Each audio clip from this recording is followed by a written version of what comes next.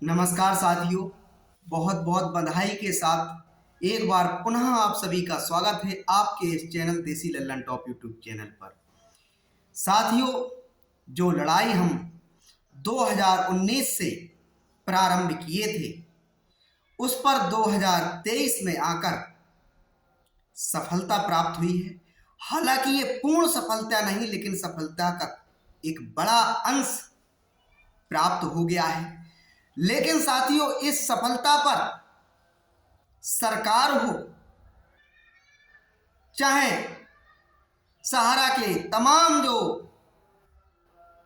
अधिकारी डायरेक्टर हैं वो हैं, चाहे सहारा के खिलाफ लड़ाई लड़ने वाले तमाम आंदोलनकारी हैं, तमाम सारे यूट्यूबर, तमाम सारे मीडिया चैनल्स, तमाम अपना अपना क्रेडिट लूटने में लगे हुए हैं। साथियों, आज की इस वीडियो में मैं बात करूंगा कि कैसे आप लोगों का भुगतान प्राप्त होगा, किन किन प्रक्रियाओं से आपको अभी गुजरना पड़ेगा और किन किन बाधाओं से आप लोगों को गुजरना पड़ेगा। भुगतान प्राप्त करने में क्या क्या समस्याएं आ सकती हैं, सेंट्रल रजिस्ट्रार बिना सहारा की मदद के किस प्रकार से भुगतान कर सकते हैं, ये सारी बातें आज की इस वीडियो में आप लोगों की जानकारी के लिए, आप लोगों की जागरूकता के लिए, आप लोगों की मदद के लिए मैं प्रस्तुत करने जा रहा हूं। तो अंत तक इस वीडियो में बने रहें। साथियों, सबसे पहले बात कर लेते हैं एक बार जो आदेश आया है माननीय सुप्रीम कोर्ट की तरफ से, वो किसकी याचिका पर आया है। जिस प्रकार से कहा जा रहा है कि सरकार ने याचिका लगाई थी, उस पर यह आदेश आया है। साथियों, आप लोगों को बता दूं, सरकार ने याचिका नहीं लगाई थी, उस पर आदेश नहीं आया है। सरकार ने दिल्ली हाई कोर्ट में और जो हैदराबाद हाई कोर्ट में सहारा की क्रेडिट कोऑपरेटिव सोसाइटियों के जो मामले चल रहे थे उसको स्थानांतरण करने की याचिका वहां सुप्रीम कोर्ट में लगाई, लेकिन जो 5,000 करोड़ रुपए वापस मिलने का आदेश हुआ है, उड़ीसा के व्यक्ति हैं, उड़ीसा के लोग हैं, वो याचिकाकर्ता का नाम है पिनक पानी मोहंतो। लिख लीजिए, आप जो लोग क्रेडिट ले रहे हैं उनसे पूछिए कि आपने क्या लड़ाई लड़ी, उनसे सवाल करिए। जिस प्रकार से सरकार के सहकारिता मंत्रालय ने क्रेडिट लेने का प्रयास किया है और कहा है कि ऐतिहासिक फैसला है, बिल्कुल ऐतिहासिक फैसला है, लेकिन इसके आगे जो शब्द कहे सहकारिता मंत्रालय से, उस पे सिर्फ मुझे ही नहीं, हर उस जागरूक निवेशक को तकलीफ होगी, पीड़ा होगी जिन्होंने लड़ाई लड़ी, जिन्होंने सोए हुए सिस्टम के अधिकारियों को जगाने के लिए बार बार प्रयास किया, उन्हें कष्ट होगा। सरकार ने कहा है अपने वक्तव्य में, ये प्रयास गरीबों और वंचितों के हितों की रक्षा के प्रति कटिबद्धता को दर्शाते हैं। ये प्रयास गरीबों और वंचितों के हितों की रक्षा के प्रति कटिबद्धता को दर्शाते हैं। तो ये प्रयास साथियों सरकार ने नहीं किया, ये प्रयास उन लोगों ने किया जो लोग बराबर कहते आए हैं कि गेंद सरकार के पाले में है। बिना सरकार की सहमति के, बिना सेबी की सहमति के, बिना सेंट्रल रजिस्ट्रार की सहमति के, बिना एसएफआईओ की सहमति के, ईडी की सहमति के, सीबीआई की सहमति के, वित्त मंत्रालय की सहमति के और तमाम आर्थिक विभागों की सहमति के, ये मामला अब नहीं सुलझ सकता। ये जीत उन लोगों को समर्पित है जिन्होंने सच को देश तक पहुंचाया। ये जीत उनको समर्पित है जिन्होंने सहारा के द्वारा किए गए छल कपट को पारदर्शी तरीके से सरकार तक पहुंचाया, ये उनकी जीत है। जिन्होंने सहारा के द्वारा किए गए अच्छे कार्य और बुरे कार्यों का कंक्लूजन करके सरकार तक पहुंचाया, ये उनकी जीत है।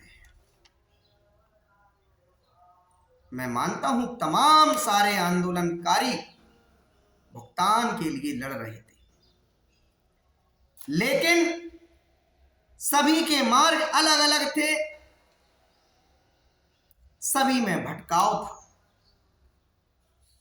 जिस प्रकार से अंग्रेजों के खिलाफ, भारत से अंग्रेजों को निकालने के लिए देश के शूरवीरों ने, देश के क्रांतिकारियों ने अलग अलग तरीके से वैचारिक मतभेद होते हुए लड़ाई लड़ी, आंदोलन लड़ा, संघर्ष किया, ठीक इसी प्रकार से सहारा के निवेशक और सहारा के एजेंटों ने ये संघर्ष किया। ये जीत उनको समर्पित है। कोई एक संगठन, कोई एक नेता, कोई एक मंत्रालय, कोई एक सरकार ये कह दे ये सफलता हमारी है, ये जीत हमारी है, ये प्रयास हमारे से सफलता मिली है, तो यकीन मानिए वो झूठ बोल रहा है, वो झूठ बोल रहा है। मैं बात कर लेता हूं संघर्ष न्याय मोर्चा की, अभय देव शुक्ल जी की। वो सिर्फ इतना कहते थे कि सहारा और सरकार की मिली भगत के कारण निवेशकों का भुगतान नहीं हो पा रहा है। इस बात को बहुत मजबूत तरीके से उनके द्वारा सरकार तक कभी नहीं रखा गया कि सरकार के पास पड़े हुए जो पैसे हैं सहारा रियल एस्टेट कॉरपोरेशन लिमिटेड के, सहारा हाउसिंग इन्वेस्टमेंट कॉरपोरेशन लिमिटेड के, वो आज की सोसाइटियों के निवेशकों के पैसे हैं, कभी नहीं रखा गया।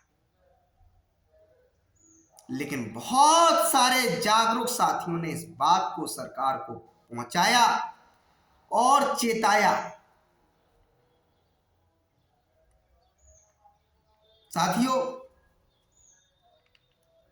इसकी बात अब हम इस वीडियो के अंत में कर लेते हैं। पहले बात कर लेते हैं भुगतान में क्या क्या बाधाएं आने की संभावना है, क्या क्या प्रक्रिया है। सबसे पहले आदेश समझ लीजिए। आदेश में क्या लिखा है? आदेश जो है सहारा के 23,937 करोड़ सहारा से भी रिफंड अकाउंट में पड़ा था। तुषार मेहता सॉलिसिटर जनरल ने माननीय सुप्रीम कोर्ट के समक्ष प्रस्तुत किया कि कुल राशि 24,979.67 करोड़ रुपए सेबी के पास सहारा सेबी रिफंड अकाउंट में अप्रयुक्त पड़ी है। इसका कोई उपयोग नहीं हो रहा, अप्रयुक्त, जिसे इस न्यायालय द्वारा जारी किए गए पिछले निर्देश के अनुसार जमा किया गया था। इसी सुप्रीम कोर्ट के आदेश के अनुसार 2012 में आदेश दिया गया था, तब सहारा ने जमा कराई थी। SR Sahara India real estate corporation limited, Sahara housing investment corporation limited द्वारा जमा कराए गए 15,569.27 करोड़ रुपए सहारा ने जमा कराए। उसमें से जो सहारा के द्वारा जानकारी दी गई सरकार को, सहारा क्रेडिट कोऑपरेटिव सोसाइटी लिमिटेड से 2253 करोड़ रुपए निकाल करके सेबी के पास जमा कराए गए। जमाकर्ताओं की है, अप्रयुक्त पड़ी हुई है। वास्तव में सहकारी समितियों के खिलाफ बड़ी संख्या में निरंतर शिकायतों के कारण 5,000 रुपए रजिस्ट्रार को दिए जाने का, 5,000 करोड़ रुपए सेंट्रल रजिस्ट्रार को दिए जाने की माननीय तुषार मेहता ने अनुरोध किया। उन्होंने कहा यह उचित होगा, न्याय संगत होगा। कोई अन्य एजेंसीज, उन्होंने ये बात भी रखी, क्योंकि जो बात आई थी अमित शाह जी के समक्ष तमाम सारे मंत्रालयों विभागों से कहा गया था कि आप लोगों को इस मामले में कोई व्यवधान रंगा नहीं डालना है। 18 विभागों के साथ बैठक। तुषार मेहता जी ने इस बात को भी रखा कि कोई अन्य एजेंसीज का शुल्क बाकी नहीं है। उन्होंने कहा विभागों के साथ बैठकों की श्रृंखला सबसे की गई। साथ ही उन्होंने निवेदन किया सबसे पारदर्शी तरीके से वितरित किया जाए। जो सहारा के निवेशकों को जो भुगतान मिले वो सबसे पारदर्शी जो तरीका है 5,000 करोड़ रुपए रिटर्न करने के लिए, उसको सबसे जो पारदर्शी तरीका है उससे भुगतान किया जाए। इसके आगे साथियों उन्होंने कहा वास्तविक जमाकर्ताओं को कहीं ऐसा ना हो जो जमाकर्ता हो ही ना वो व्यक्ति तक पैसा पहुंच जाए। वास्तविक जमाकर्ताओं को उचित पहचान ना जाए कि हाँ ये वास्तव निवेशक हैं, पहचान पर भुगतान किया जाए। जमा का प्रमाण पत्र प्रस्तुत करने पर जो पैसा उसने जमा कराया है उसका प्रमाण पत्र उसको मिल जाए। इसके बाद सीधे बैंक खाते में वापस पाने के हकदार होंगे। माननीय सुप्रीम कोर्ट ने कहा है कोई कैश नहीं मिलेगा, सीधा आपके बैंक अकाउंट में इस पैसे को ट्रांसफर किया जाएगा। कब किया जाएगा? जब आप सेंट्रल रजिस्ट्रार के पास अपने सर्टिफिकेट को, ओरिजिनल सर्टिफिकेट को प्रस्तुत कर देंगे तब किया जाएगा। और साथियों आगे क्या है? पूर्व न्यायाधीश न्यायमूर्ति आर सुभाष रेड्डी एवं अधिवक्ता श्री गौरव अग्रवाल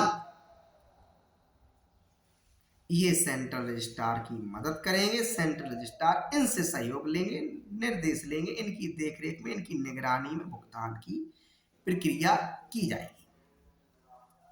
इसके अलावा साथियों 15 लाख रुपए माननीय पूर्व न्यायाधीश न्यायमूर्ति आर सुभाष रेड्डी को मानदेय के रूप में दिया जाएगा और 5 लाख रुपए न्यायमित्र गौरव को मानदेय के रूप में दिया जाएगा। इसके अलावा साथियों जल्द से जल्द भुगतान करने के निर्देश हैं। 9 महीने के अंदर अंदर ये भुगतान करना है। जैसे ये भुगतान हो जाएंगे, अगर 5,000 करोड़ रुपए में कोई राशि शेष बचती है तो यह पुनः सहारा से रिफंड अकाउंट में स्थानांतरित कर दी जाएगी। साथियों ऑर्डर का जो एक कंक्लूजन है वो हमने पहुंचाने का प्रयास किया। अब बात कर लेते हैं जो हम स्टार्टिंग में कहने जा रहे थे उस पर। साथियों अभी आप लोगों को इस लड़ाई को बहुत आगे तक लड़ना है, क्योंकि मामला सिर्फ 5,000 करोड़ का नहीं, मामला सिर्फ 24,000 करोड़ का नहीं, मामला 86,000 करोड़ रुपए का है। 86,000 करोड़ रुपए पब्लिक से सहारा की सोसाइटियों ने जुटाया है। 10 करोड़ लोगों का मामला है। इससे 1 करोड़ लोगों के भुगतान की अभी बात सामने आई है। तो लड़ाई तो बहुत आगे तक है। अब आगे क्या क्या करना है उस पे बात करते हैं। अब आगे आपको सरकार तक इस बात को पहुंचाना है कि सहारा इंडिया का संपूर्ण साम्राज्य, सहारा इंडिया की एक एक संपत्ति सहारा के निवेशकों की है, सहारा के एजेंटों की है। ये किसी की खानदानी संपत्ति नहीं है, ये किसी की पैतृक संपत्ति नहीं है। ये जनता के द्वारा जनता के लिए खड़ी की गई सोसाइटियां, खड़ी की गई कंपनी है। अब इस पर कुछ चंद लोगों ने कब्जा कर लिया था, अपनी मनमानी स्थापित कर ली थी, जैसे सहारा प्रमुख सुब्रत राय, ओपी श्रीवास्तव और इन लोगों के कुछ सगे संबंधी, खास लोग, दोस्त, मित्र, इनकी मनमर्जी के कारण तमाम सारी एजेंसी, सरकारी एजेंसियों के नियमों की अवहेलना की गई। इन सारे अधिकारियों के कारण निवेशकों की राशि फंस गई। तो सारे की सारे निवेशक जागे और बड़े जागृत अवस्था में इस बात को सरकार तक पहुंचाएं। जो मैं बात करता हूं, यदि एक एक वीडियो को आप लोगों ने देख लिया और समझ लिया तो निश्चित ही आप इस निष्कर्ष पर पहुंच जाएंगे कि सरकार को हमें कैसे समझाना है, सरकार से हमें कैसे एक एक रुपए का, एक एक पैसे का भुगतान करवाना है। क्योंकि 24,000 करोड़ रुपए की बात करते हैं, 5,000 करोड़ रुपए की बात करते हैं, एजेंटों का इससे पिंड नहीं छूटने वाला। क्योंकि एजेंटों ने तो 86,000 करोड़ रुपए जमा कराया है और ये ब्याज सहित राशि कई गुना बड़े स्तर में हो सकती है। 2 लाख करोड़ तक ये राशि हो सकती है। तो 24,000 करोड़ से 2 लाख करोड़ का भुगतान कैसे होगा? तो इसलिए साथियों, जागिए और जागृत अवस्था में जिस प्रकार से मैं वीडियो बना बना के आप लोगों को जागृत करता हूं, आप भी वीडियो बना के, पत्र लिख के सरकार को, जिला अधिकारियों को, सरकार के नेताओं को, प्रतिनिधियों को, अधिकारियों को बताइए, अवगत कराइए, बताइए कि 2 लाख करोड़ रुपए को भुगतान कराने के लिए सरकार को अभी से प्रयास शुरू कर देना चाहिए। वो प्रयास ये है, सहारा के जिन अधिकारियों ने कानूनों का पालन नहीं किया उन पे पेनाल्टी वसूली ली जाए, उनकी कुर्की कर ली जाए, उन्हें नियमानुसार हिरासत में जो भी व्यवस्था बनती हो वो किया जाए। इसके अलावा प्रधानमंत्री जी, गृह मंत्री जी, वित्त मंत्री जी, सरकार की कैबिनेट के मंत्रालय निजी स्तर पर सारे देश के उद्योगपतियों को आमंत्रण करें, बुलाएं, मीटिंग्स करें।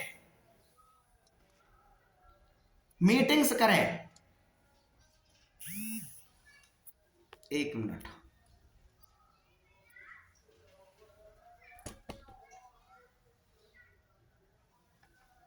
मीटिंग्स करें और देश के प्रमुख उद्योगपतियों से कहें कि 10 करोड़ लोगों से जुड़ा हुआ मामला है। ये संपत्ति सरकार बेचना चाहती है, औने पौने दामों पे ये संपत्ति नहीं बेचना चाहती है, मार्केट की कीमतों पर ये संपत्ति बेचना चाहती है। क्यों बेचना चाहती है? क्योंकि करोड़ों जन समुदाय से जुड़ा हुआ मामला है। जब जब देश पर कोई आपत्ति, विपत्ति आती है तो देश का व्यापारी वर्ग, देश का औद्योगिक घराने, देश के जो जिम्मेदार लोग हैं, बड़े आगे आकर मदद करते हैं। ये देश पर आपत्ति आ पड़ी है, हिंदुस्तान के 10 करोड़ लोगों का जीवन तबाही की ओर चला गया है, तबाही की ओर जीवन चला गया है। उनकी मदद के लिए आप लोग इस संपत्ति को खरीदिए और निवेशकों का इससे हमें भुगतान करना है। सहारा के पास हजारों एकड़ जमीन पड़ी हुई है, लग्जरी जमीन, VIP जिसको कह सकते हैं। सहारा के पास हॉस्पिटल से लेकर, मीडिया चैनल से लेकर, सहारा के पास विदेशों तक में इनकी संपत्तियां हैं, इनकी व्यवसाय चल रहे हैं। इलेक्ट्रॉनिक वाहन बनाने का कारोबार सहारा करती है, बेचने का कारोबार सहारा करती है। सहारा इवॉल्व, सहारा विंड्स, सहारा प्राइम सिटी, सहारा इंश्योरेंस, तमाम सारे सहारा के द्वारा क्रियाकलाप किए जाते थे। एक एक संपत्ति को सरकार अपने अंदर टेक ले, अपने व्यवस्था में ले, अपने अधिकारियों को नियुक्त करे। यदि सरकार को लगता है कि निवेशकों के भुगतान हो गए, फिर भी संपत्ति बच रही है, अब देखिए सरकार को इस कंपनी को चलाना है या बंद करना है। सरकार को लगता है कि इस कंपनी को चलाना है। 15 लाख लोगों की जीविका इससे जुड़ी हुई थी, उनकी व्यवस्था को फिर से अगर पटरी पर लाना है तो अपनी मॉनिटरिंग में, अपनी देखरेख में अपने अधिकारियों को नियुक्त करके, जिस प्रकार से एलआईसी का संचालन होता है, भारतीय रेलवे का संचालन होता है, भारतीय डाक विभाग का होता है, उसी प्रकार से सहारा का संचालन किया जाए। ऐसी व्यवस्था लागू की जानी चाहिए। इसके अलावा साथियों क्या होना चाहिए? इसके अलावा साथियों आप लोग निरंतर जागृत बने रहें। ये मैं जब तक कहता रहूंगा जब तक आपका एक एक रुपए आपके घर तक, आपके बैंक खाते में नहीं पहुंच जाएगा। 15 लाख लोगों की बात की जाती कि सहारा में काम करने वाले 15 लाख एजेंट कार्यकर्ता थे। 5 लाख लोग लड़ाई लड़ते हुए नहीं दिखाई दे रहे। 5 लाख लोग। तो जब जरूरत पड़े आवाज उठाने की, आवाज उठाइए। जब जरूरत पड़े किसी आंदोलन का हिस्सा बनने की, आंदोलन का हिस्सा बनिए।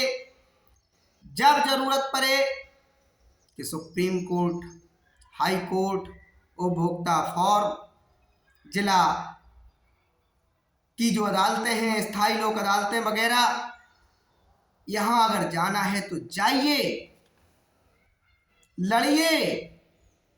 यही वो रास्ते हैं जो आपका पैसा दिलाकर आपकी जिंदगी को सुंदर बना सकते हैं, सशक्त बना सकते हैं, आपके खोए हुए मान सम्मान को लौटा सकते हैं। यहां निवेशकों से मैं एक अपील करता हूं, बार बार अपील करता हूं कि आप और वो जो आपका कार्यकर्ता एजेंट था सहारा का, वो आपस में एक दूसरे का हाथ थामे, सहयोग करें और सरकार को जगाने का जिम्मा लें। एक एक आदमी जिस दिन जाग गया, एक एक आदमी जिस दिन अपने घर मकान पर एक एक बैनर पोस्टर लगा लेगा कि सहारा से जब तक भुगतान नहीं तब तक वर्तमान सरकार को मतदान नहीं, वो पोस्टर जब सोशल मीडिया पर जाएगा, मीडिया के बीच जाएगा, तो सरकार बाध्य हो जाएगी आपके भुगतान को देने के लिए। आपसे मैं जो बातें करता हूं वो ये नहीं कहता हूं कि आप मुझे धन्यवाद करिए। मैं 2019 से निरंतर प्रयास कर रहा हूं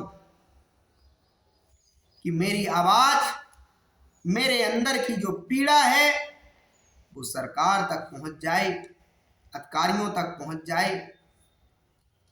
उसके लिए मैंने जिस चीज का इस्तेमाल किया है वो किया है, मैंने 2 चीजों का उपयोग किया है। एक किया है वीडियो का, यूट्यूब का, और एक किया है पत्रों का, मतलब सोशल मीडिया का और पत्रों का। साथियों सरकार तक कम से कम मैंने 1000 शिकायतें सरकार तक पहुंचाई है। 1000 शिकायतें। उन शिकायतों में मैंने सिर्फ अपना भुगतान मांगने की बातें नहीं की। मैंने भुगतान तो मांगा है, मैंने अपने सर्टिफिकेट की कॉपी तो उसमें लगा के भेजी है, लेकिन पूरे मामले को लेकर सरकार को अवगत कराया है। सरकार से कहा है कि सहारा समूह के अधिकारी कहते हैं कि हमारी संपत्तियों पर एम्बार्गो लगा है, हमें बेड़ियों में जकड़ के रखा गया है, कैसे भुगतान करें।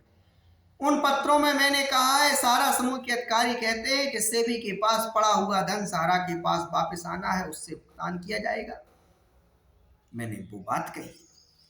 उन पत्रों में मैंने रखा है कि सहारा किस प्रकार से बार बार विज्ञापन छापता है, लेकिन हर बार वह विज्ञापन झूठे साबित हो जाते हैं।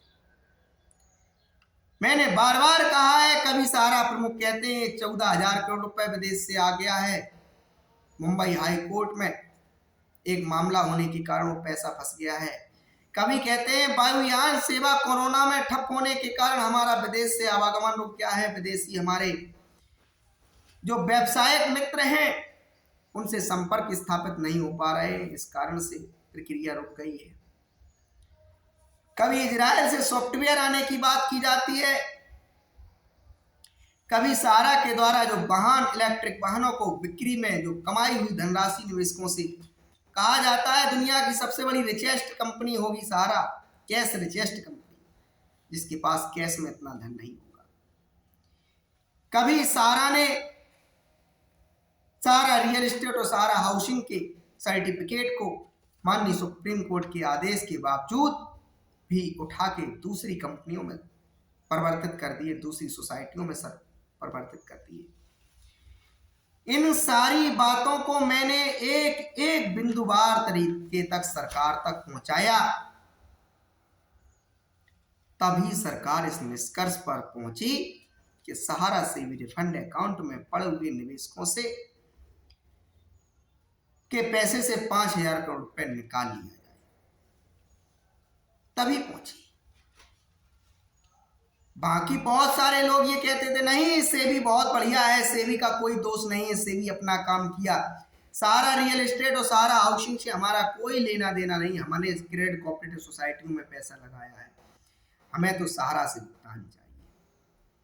मैं कहता था साथियों ऐसा नहीं है, बिना सरकार की मंशा के, बिना सेंट्रल रजिस्ट्रार की मंशा के, बिना सेबी की मंशा के आपका भुगतान बाधित है, बाधित रहेगा।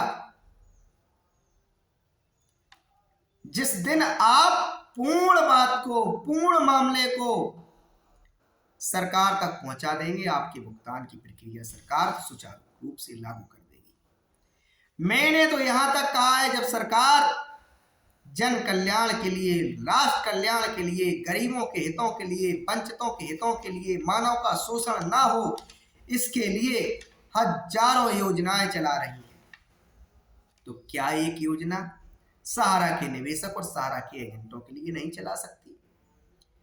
मैंने तो यहां तक कहा था कि सहारा के पास संपत्तियां हैं, सरकार को जब बेचना हो बेचती रहे, सरकार को जब कुर्क करना हो कुर्क करती रहे, सहारा से भी रिफंड अकाउंट में पड़े हुए 24,000 करोड़ रुपए को जब निकालना हो तब निकालती रहे।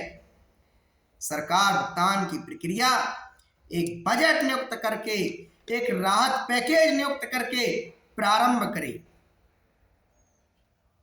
क्यों प्रारंभ करे? क्योंकि राष्ट्र का मामला है, लोगों का, गरीबों का मामला है, किसानों का मामला है, मजदूरों का मामला है, छोटे मोटे व्यापारियों का मामला है, करोड़ों लोगों का मामला है। लोगों के सपनों का चीरहरण हो रहा है, इसलिए सरकार राहत पैकेज दे, बजट पैकेज दे।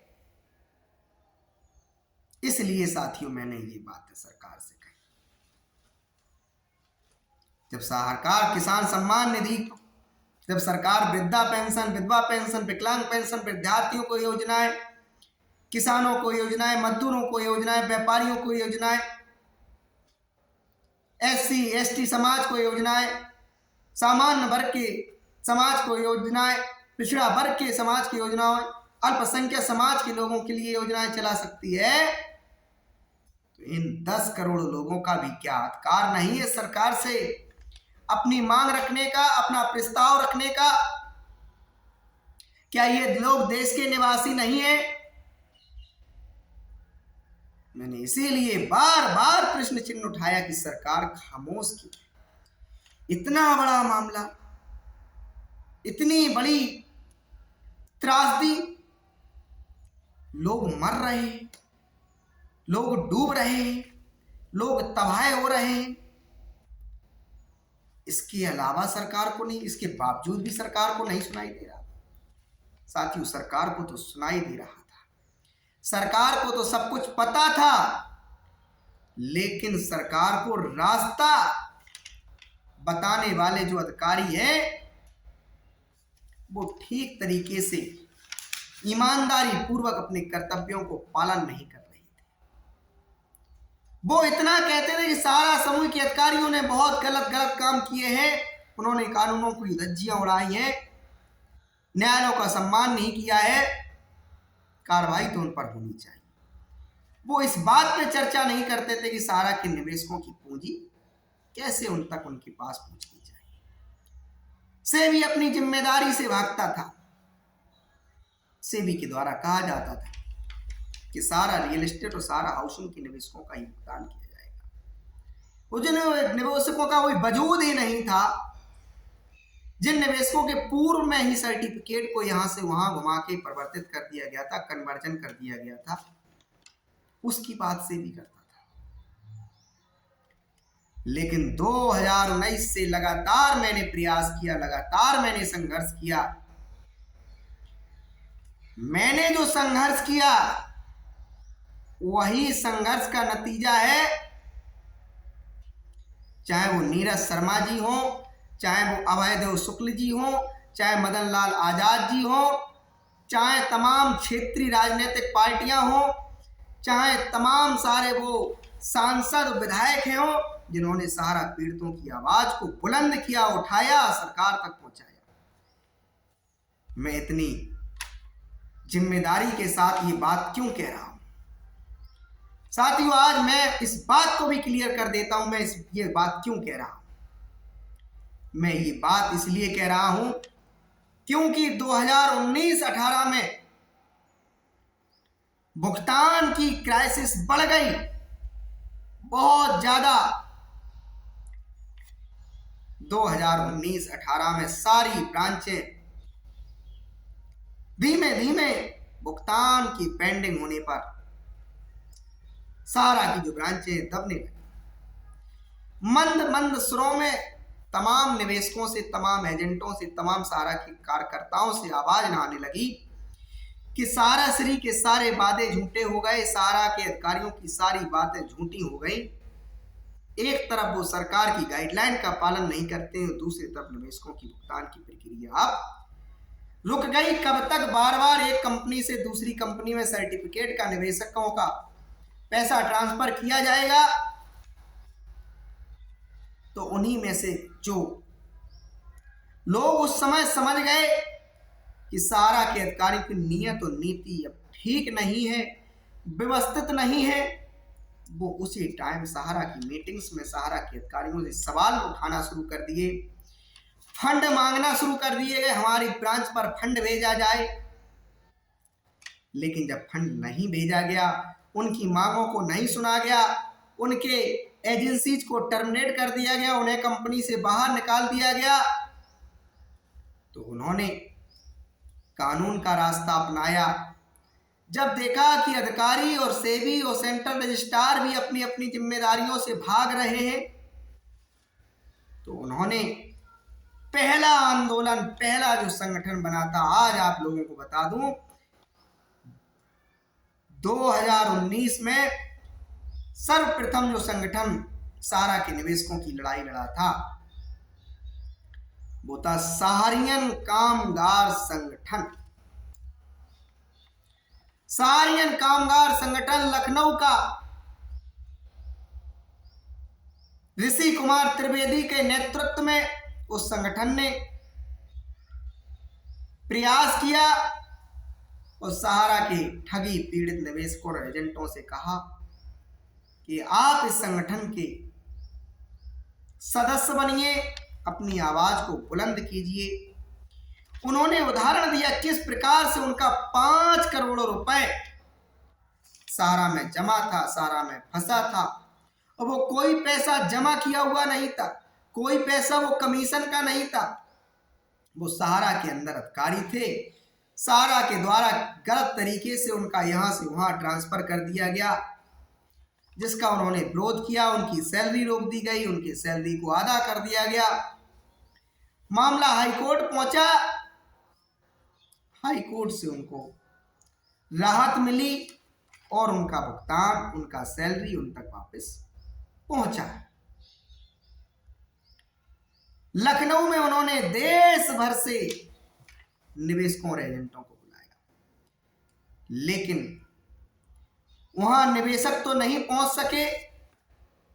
हालांकि सहारा के एजेंट और सहारा के कार्यकर्ता स्वयं में ही निवेशक हैं, उनकी जिंदगी भर की वहां पूंजी जमा है। हजारों की संख्या में लखनऊ पहुंच गए। सहारा ने तमाम षड्यंत्र रचे। उस टाइम सहारा अहंकार में डूबी हुई थी। जो भी सहारा के अंदर आवाज उठाता, उस आवाज को कुचलने का प्रयास किया जाता।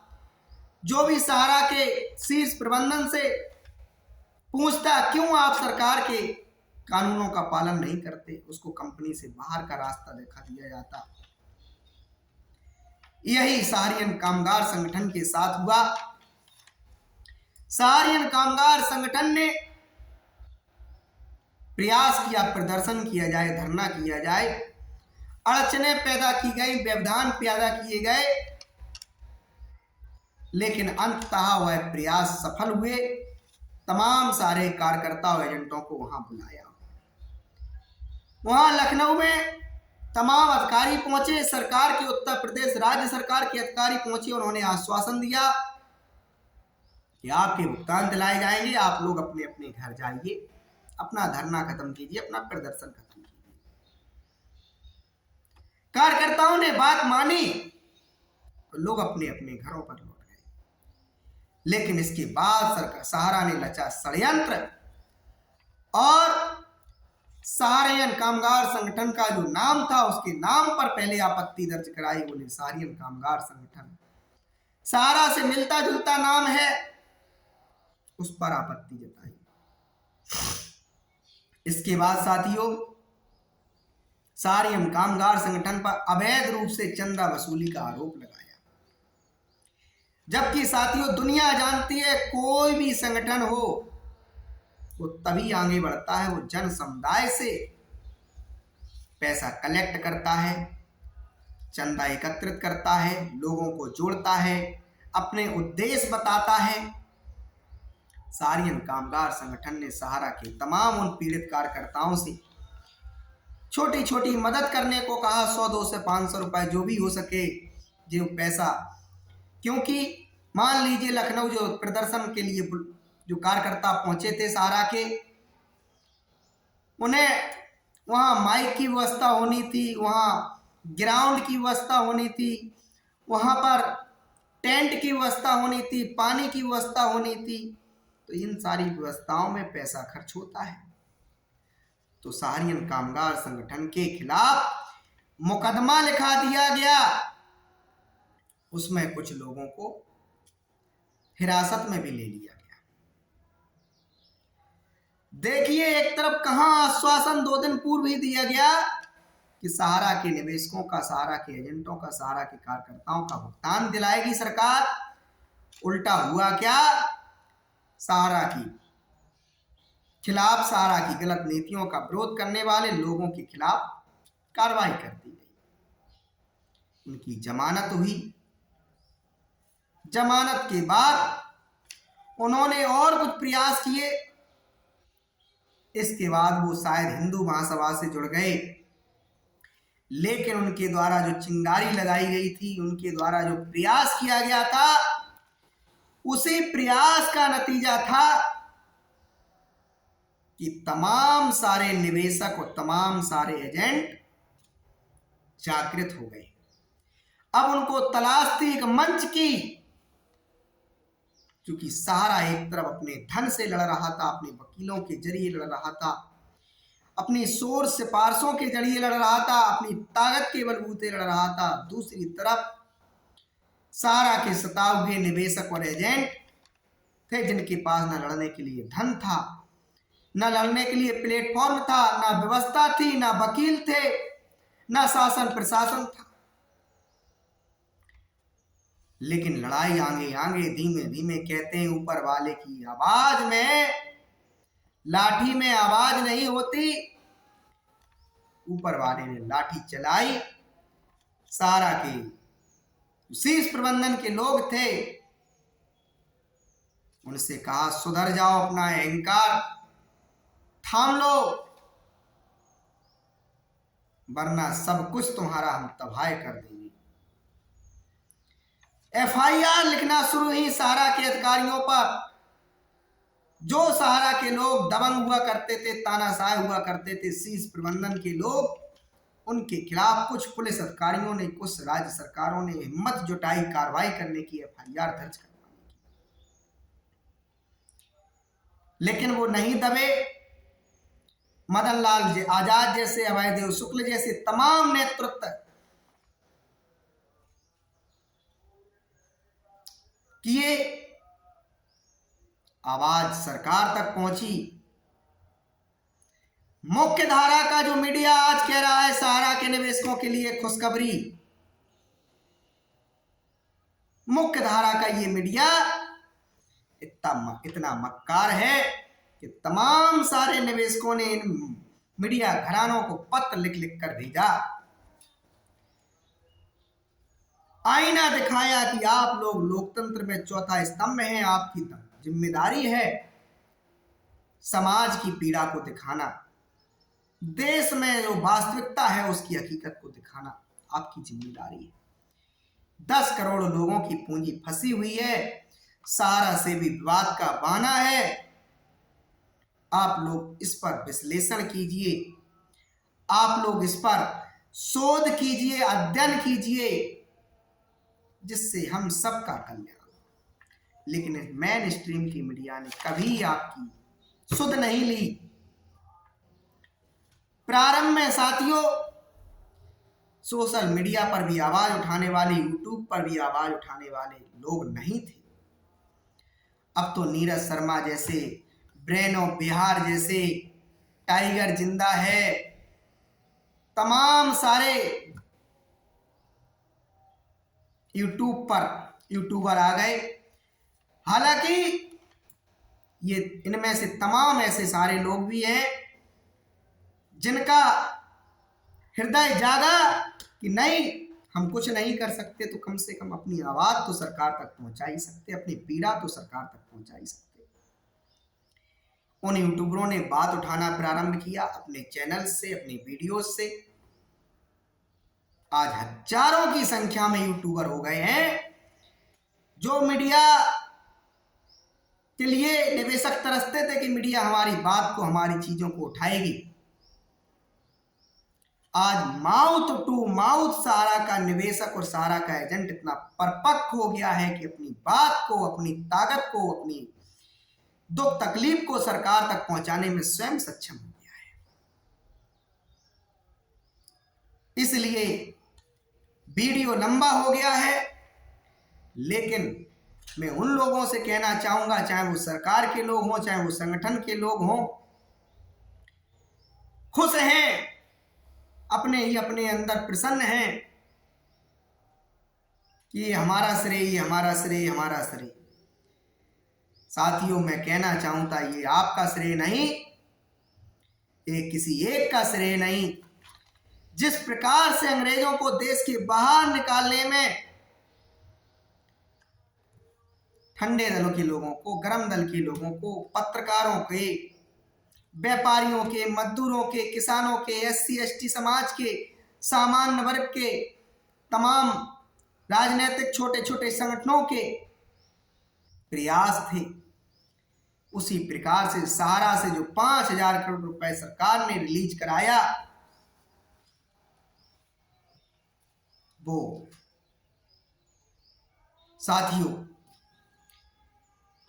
सारे उन लोगों का प्रयास है जिसने भी पत्र सरकार को लिखा, जिसने भी अपना वीडियो सोशल मीडिया पे पोस्ट किया, जिसने भी अपनी आवाज को विधायक सांसद से पहुंचाया, जिसने भी आंदोलन किया, जिसने भी अपने शरीर से, मस्तिष्क से, कलम से, मौखिक तरीके से अपनी लड़ाई को लड़ा, हर उस व्यक्ति का योगदान है। लेकिन मैं कहूंगा, यदि आपको सहारियन कामगार संगठन के कहीं भी वो लोग जो ऋषि कुमार त्रिवेदी जैसे लोग कहीं भी मिले और आपका भुगतान यदि मिल जाए तो उनके गले में जरूर एक माला पहना देना, क्योंकि वही वो व्यक्ति है जिसने साहस जुटाया था सहारा के धन के आगे, सहारा की दबंगई के आगे, सहारा की तानाशाही के आगे, वही व्यक्ति है। साथियों, यही सारी चीजें मैंने अपने वीडियो में रखने का प्रयास किया है और करता रहूंगा। आप लोग सुने या नहीं सुने या स्किप करके निकल जाए, मेरा काम है जन चेतना लाना, मैं लाता रहूंगा, क्योंकि ये सिर्फ पर्सनल हमारा मामला नहीं है। हो सकता है कि आपने हमारे वीडियो तमाम सारे देख डाले हों, आप देखने की जरूरत नहीं महसूस हो रही हो, लेकिन 10 करोड़ लोग, 15 लाख एजेंट, अभी तक तो ये चैनल 20 से 30 लाख लोगों तक पहुंचा है। मैं समझता हूं करोड़ों लोगों तक हमारी जी जो हम बातें रख रहे हैं पहुंच जाएंगी तो कोई मीडिया की जरूरत नहीं पड़ेगी। सब अपनी अपनी बात को उठाने में सक्षम हो जाएंगे। सारे सहारा के निवेशक अपने अपने मकानों के बाहर, अपने अपने कार्यालयों के बाहर चस्पा कर लेंगे कि जब तक सरकार से भुगतान नहीं तब तक मतदान नहीं। सब आगे आ जाएंगे, सब अपनी अपनी बात को सोशल मीडिया पे उठाना प्रारंभ कर देंगे। सब लोग फेसबुक, व्हाट्सएप, यूट्यूब का इस्तेमाल करना शुरू कर देंगे। सब लोग ट्विटर का इस्तेमाल करना शुरू कर देंगे। सब लोग पत्रों को सरकार तक पहुंचाने का प्रयास शुरू कर देंगे। जब भी आंदोलन की जरूरत पड़े तब सारे के सारे सहारा निवेशक निकल आएंगे, काले कपड़े पहन करके सरकार के सामने विरोध करना हमारा ये संवैधानिक अधिकार है। हमारा अधिकार अपनी आवाज भी उठाना है। और हम लोग कोई राजनीति नहीं कर रहे हैं, हम लोग ऐसे हैं जिन्होंने संघर्ष किया, मेहनत की, कठिन तपस्या की और तब जाके अपना धीमे धीमे सहारा की स्कीमों में अपने पैसे को संचय किया, निवेश किया। अब जब हमने सारे इतने सपने बुने थे कि हमारी जिंदगी इतनी अच्छी होगी, इतना सुंदर जीवन होगा, अब जब हमारा जीवन तबाह हो रहा है तो सरकार से हम लोग इतने तो अधिकारी हैं ही, हम इतने तो हैं ही कि कह सके हे इस देश के जिम्मेदार अधिकारियों, नेताओं, हम पे अपनी कृपा करो, हम पे अपनी दया दृष्टि करो। हमारा कोई दोष नहीं है, हमारे इस सारे सहारा से भी विवाद के तमाम सारे जो बाहरी प्रपंच रचे गए, इससे बाहर निकालो और हमारे जीवन को सुंदर बनाने में योगदान दो, हमारे पैसे को हमारे तक पहुंचा दीजिए। इतना सा उद्देश्य। तो साथियों, उम्मीद करता हूं कि आपको हमारे वीडियो से प्रेरणा मिली होगी, आपको जानकारी मिली होगी, जागृत अवस्था में आप लोग पहुंचे होंगे। उम्मीद करता हूं आप लोग, बहुत सारे हमारे चैनल पर निवेशक ऐसे भी हैं जो कहते हैं आप प्रवचन देते हैं, मानव का कल्याण ही प्रवचन से हो जाता है। तमाम सारे कथावाचक भागवताचार्य जो कहते हैं मंच पर बैठकर क्या देते हैं, लेकिन अपने मुंह से निकली हुई वाणी से अपने अंदर, मनुष्य के अंदर बुराइयों को वो दूर कर देता है। तो मेरे भी यही प्रवचन समझ लो कि सहारा के निवेशकों की लड़ाई को सरकार तक पहुंचाने के लिए हमारे प्रवचन है, जिस पर देश के 10 करोड़ निवेशक काम कर गए एक एक निवेशक का पैसा उसके खाते में पहुंच जाएगा। फिर वचन समझ लीजिए। यही समझ के आप सारा के निवेशकों से कहिए कि हमारे वीडियो को देखकर कुछ सीख लें, सबक ले लें, जान लें, जागरूकता लाएं। बहुत बहुत धन्यवाद। आशा करता हूं कि आप इस वीडियो को लाइक भी करेंगे, कमेंट भी करेंगे, शेयर भी करेंगे और सरकार तक पहुंचाएंगे। धन्यवाद।